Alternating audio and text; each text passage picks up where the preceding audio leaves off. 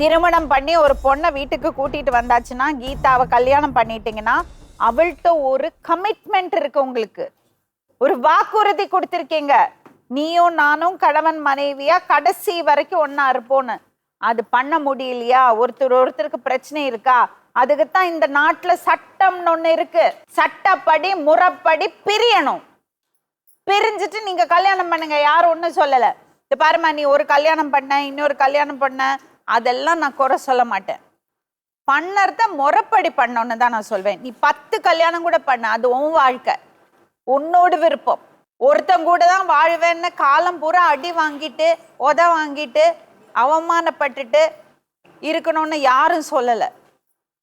ஆனா பண்ணறத முறைப்படி பண்ணணும், அப்பதான் மரியாதை. நீங்க இந்த பக்கம் வந்து உட்காருங்க. கீதா, ஈரமா உள்ள வரப்போறேன்னா இந்த மாதிரி அடி உதையல் அப்புறம் நான் உள்ளே கேத்த மாட்டேனா. 2 பேரும் வந்தீங்கன்னா ஒழுக்கமா வந்து உட்காரணும். இந்த மாதிரி அடி உதையெல்லாம் நடக்காதீங்க.